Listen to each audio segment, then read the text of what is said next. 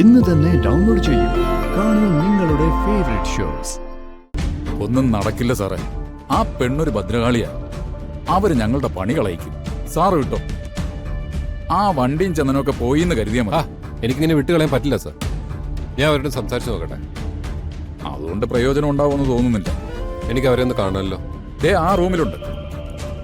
Sir ഇവിടെ നിൽക്കുക, ഞാനൊന്ന് പോയി കാണട്ടെ. ശരി സാർ.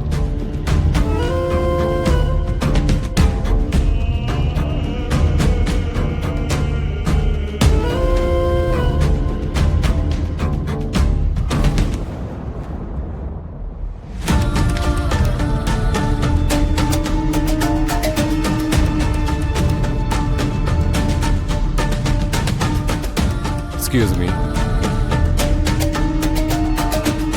Yes?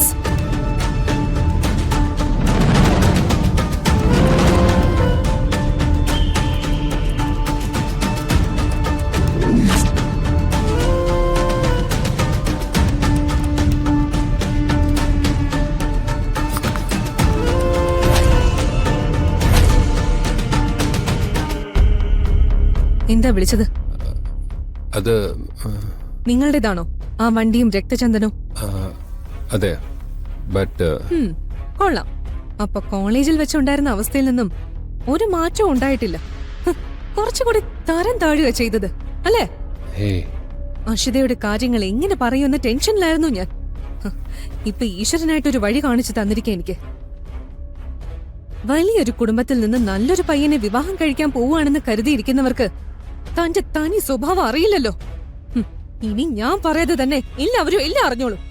സീ ദുർഗ, എന്നെ തെറ്റിദ്ധരിച്ചിരിക്കുകയാണ്. താൻ വിചാരിക്കുന്ന പോലെ അല്ല കാര്യങ്ങൾ. വേണ്ട, വെറുതെ നുണകൾ പറയാൻ ശ്രമിക്കണ്ട. നിങ്ങൾ എന്താണെന്നും നിങ്ങൾ എന്തൊക്കെ ചെയ്യുമെന്നും കോളേജിൽ പഠിക്കുമ്പോ തൊട്ട് എനിക്ക് അറിയാലോ.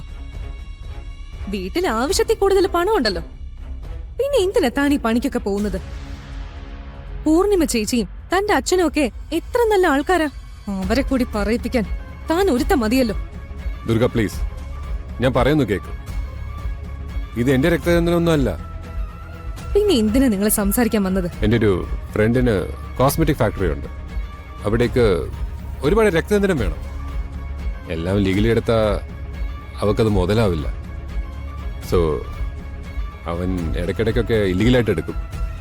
ഇപ്രാവശ്യം അവൻ സ്ഥലത്തില്ലാത്തതുകൊണ്ട് എന്നോട് സഹായം ചോദിച്ചു. ഇത് രക്തചന്ദനമാണെന്നോ ഇല്ലീഗലാണോന്നും എനിക്കറിയില്ല. പിടിക്കപ്പെട്ട് കഴിഞ്ഞ് അവൻ വിളിച്ച് കാര്യം പറയുമ്പോഴാ ഞാനിത് അറിയുന്നത് തന്നെ. ശരി, അങ്ങനെയാണെങ്കിൽ ഈ കാര്യം SIയോട് സംസാരിച്ച് അവസാനിപ്പിക്കാലോ. അങ്ങനെ ചെയ്യാം.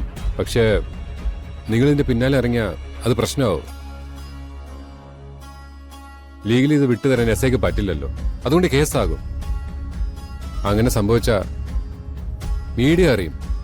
പൂർണിമ ചേച്ചിയെ തകർക്കാൻ ബാക്കി എല്ലാ ചാനലും അവസരം നോക്കി ഇരിക്കുക. നിങ്ങൾ ഈ കേസ് പിൻവലിച്ച ബാക്കിയെല്ലാം ഞാൻ സെറ്റിൽ ചെയ്തോളാം.